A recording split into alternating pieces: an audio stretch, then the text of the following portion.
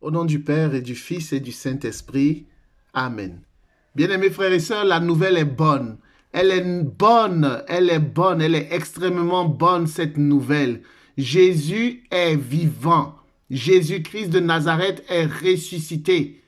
Il n'est pas un fantôme. Il n'est pas un revenant.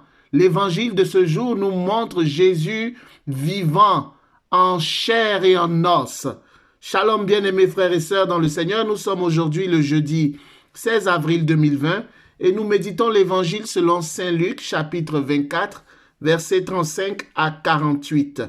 Jésus ouvre l'intelligence des disciples pour comprendre les saintes écritures. La compréhension de la parole de Dieu est un don de Jésus à ceux qui décident de passer du temps à lire les saintes écritures.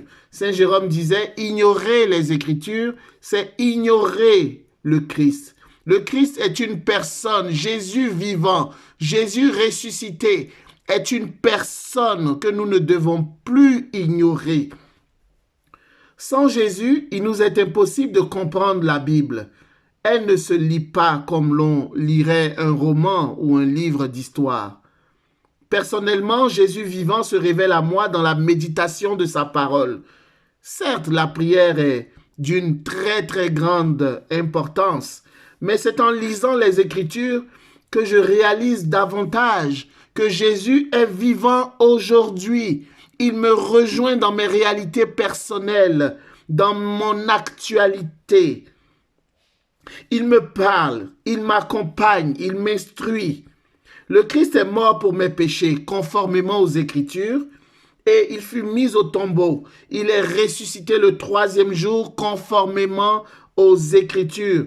Il est apparu à Pierre, puis aux 12. Je le crois du fin fond de mon cœur.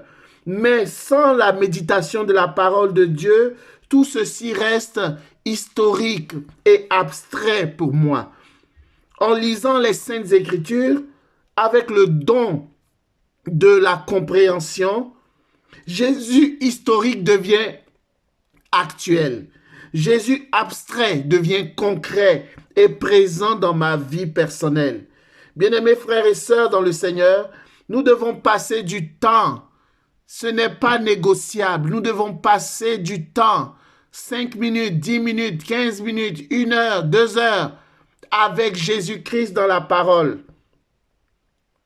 C'est alors qu'il nous donnera une langue de disciples pour que nous sachions soulager l'affaibli, pour que nous sachions apporter une parole de consolation à ceux qui sont abattus, pour que nous sachions faire revivre l'espérance dans le cœur de ceux qui sont désespérés. Tu deviendras ainsi un canal, un vase utilisé par Jésus pour soulager ceux qui sont affaiblis. Par toi, Jésus ressuscité continuera de rejoindre les autres sur leur chemin, dans leurs réalités respectives, et fera la route avec eux. Au commencement était la parole, et la parole était avec Dieu. Et la parole était Dieu. Et la parole s'est faite chair, et elle a habité parmi nous. Que la parole du Christ habite parmi nous dans toute sa richesse. Pour qu'elle habite en toi, pour qu'elle habite en moi, nous devons prendre le temps de lire les Saintes Écritures et demander au Seigneur de nous faire la grâce de la compréhension, qu'il vienne nous ouvrir l'intelligence. Que la paix du Seigneur soit avec vous. Au nom du Père, du Fils et du Saint-Esprit.